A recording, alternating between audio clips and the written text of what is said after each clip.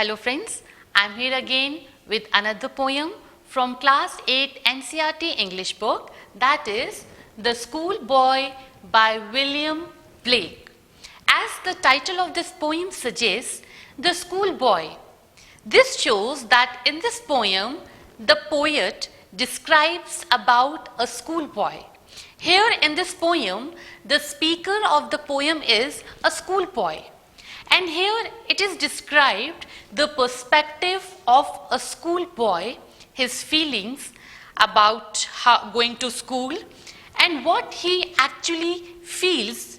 He describes his feelings in this poem. And the child here is also unhappy. Now, why the child is unhappy, we'll come to know when we'll do this poem. Plus, this boy also compares himself with a bird and a plant. How and why, we'll come to know. Let us begin with this poem. The first stanza of the poem: I love to rise in a summer morn when the birds sing on every tree. The distant huntsman winds his horn and the skylark sings with me. Oh, what sweet company. Here in this first stanza, the boy is describing about a summer morning. This boy loves to rise in summer morning.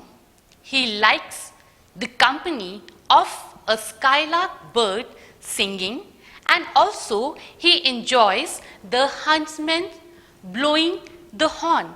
He is so happy, and he could also see birds singing on the trees. He enjoys such company.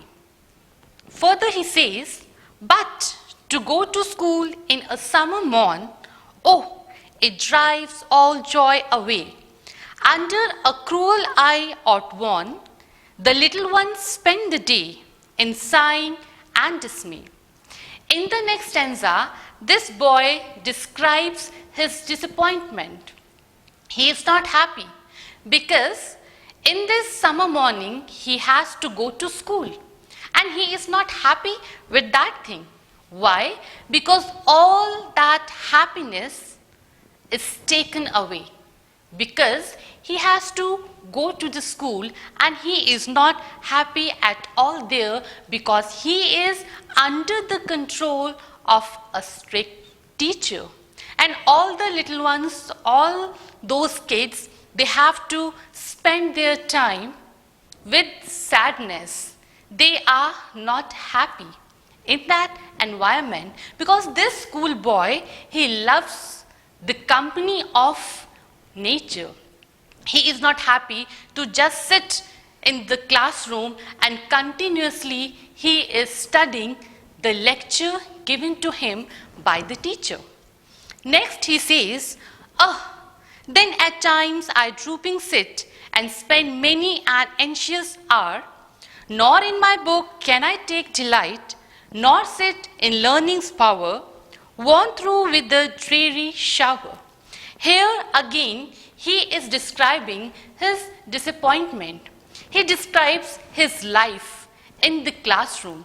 He is sitting, he is not fresh enough, he is distressed, and he is not happy. He is not willing to study. Why? Because the book he is having, there is no delight in that. He is just sitting and then having that lecture in a form of shower on him, but he is not at all enjoying to study there continuously for so many hours. He is not happy. How can the bird that is born for joy sit in a cage and sing? How can a child, when fears annoy, but droop his tender wing and forget his youthful spring? This is the most important stanza here in this poem, because here the schoolboy is comparing himself to a bird. Bird, I just explained that bird is like full of joy and happiness. But here this bird that is in a cage, then the bird can't enjoy. In the same way, the schoolboy is somewhat like a bird that is in a cage. So here he is comparing his school, his classroom to a cage where he has to be in the boundaries and there is no freedom for him. He need to follow the rules and regulations, restrictions imposed on him by the authority. So he can't enjoy his childhood life. That is why he's saying, forget his youthful spring. Then in the end, what he says, he makes an appeal to his parents. And what is that appeal?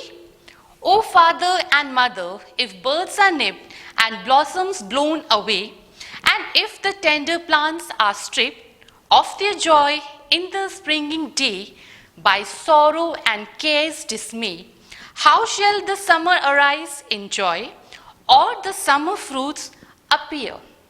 Here he points out, he says to his parents that is it good to restrict his growth?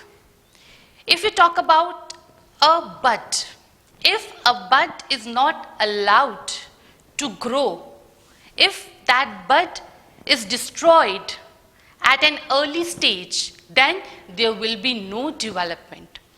In the same way, here he says that if a child, he is restricted in his childhood, then he would not be able to grow and progress, to develop in his life. His development will be restricted, and then what will one get? Only sorrow, dismay, unhappiness. No joy, no happiness. Just sorrow will be there, and this is the theme of this poem. And then in last two lines he says, how shall the summer arise in joy, or the summer fruits appear? As we know, the poem just started with that summer morning. So in the end he says, then if such things takes place, then there will be no good morning of this summer season, no joy, no happiness, and also fruits of summer season will not appear. So this is all about this chapter. We'll have a quick look. We'll see the question answers. Although it is just optional ones, you just have to tick the right one.